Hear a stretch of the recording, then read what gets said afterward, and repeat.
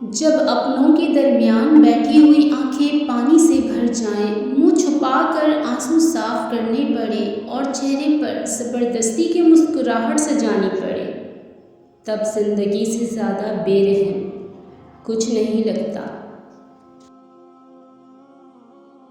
کسی کی زندگی سے یوں متاثر نہ ہو کہ اپنی زندگی سے بیزاری محسوس ہونے لگ جائے۔ اس زندگی کا صرف متاثر کن پہلو ہی آپ کے سامنے آیا ہو، خود پہ بھروسہ رکھیں اور آگے بڑھیں۔ خدا بھول چکا ہے، زندگی آزمائش بن گئی، دعائیں قبول نہیں ہوتی۔ پوچھا، نماز فجر پڑھتے ہو؟ بولا، آنکھ نہیں کھلتی۔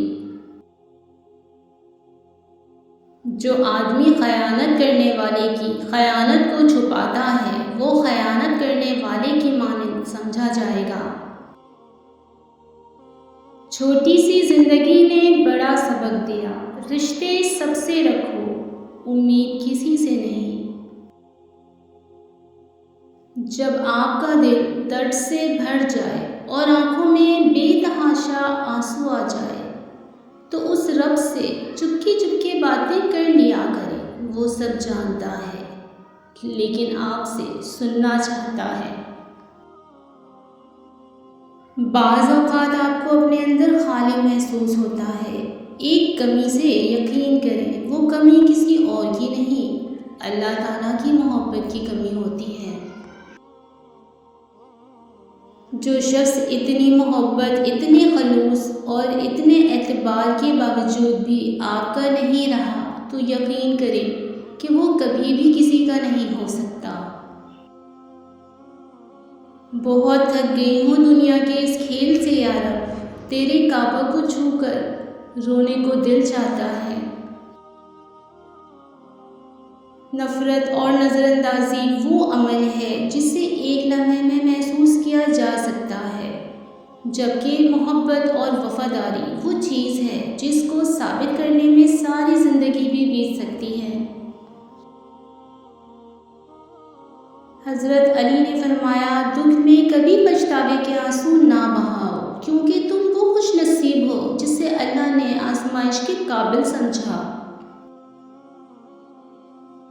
دعا کے وقت آنکھوں کا بھر آنا قبولیت کی سب سے بڑی دلیل ہے۔ اپنے رب کے سامنے اپنی کمزوریوں کا سچے من سے اعتراف کیا کرو، وہ انہیں تمہاری قوت بنا ڈالے گا اور انہی سے تمہیں مضبوط کرے گا۔ بے شک وہ تو ہر شے پر قادر ہے۔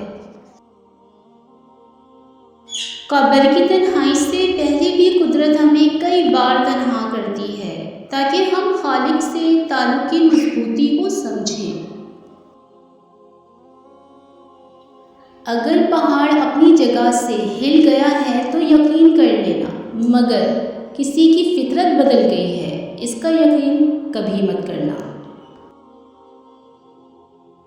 دوستی کا بھرم صرف وہ لوگ رکھ سکتے ہیں جن کے وجود میں سمندر جتنا دل ہو۔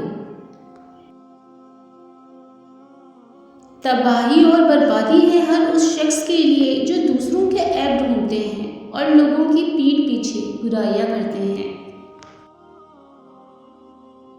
سورہ بقرہ میں اللہ تعالیٰ نے ارشاد فرمایا، ہو سکتا ہے ایک چیز تمہیں ناگوار گزرے اور وہی تمہارے لیے بہتر ہو، اور ہو سکتا ہے ایک چیز تمہیں پسند ہو اور وہی تمہارے لیے بری ہو۔ بے شک اللہ جانتا ہے، تم نہیں جانتے۔ اللہ کا قرب پا لینا ایسی منزل ہے جس کے بعد کوئی منزل نہیں۔ اے ایمان والو، تمہارے مال اور تمہاری اولاد تمہیں اللہ کی یاد سے غافل نہ کر دیں، اور جو لوگ ایسا کریں گے وہی خسارے میں رہنے والے ہیں۔ یقین گہرا ہو تو ہر انشاءاللہ الحمدللہ ہو جاتا ہے۔ جب معاملہ اللہ کے سپرد کر دیا کرو تو معاملے اور اللہ کے درمیان سے نکل جایا کرو۔ اللہ امید نہیں، یقین ہے۔ بے شک ہر مشکل کے ساتھ آسانی ہے۔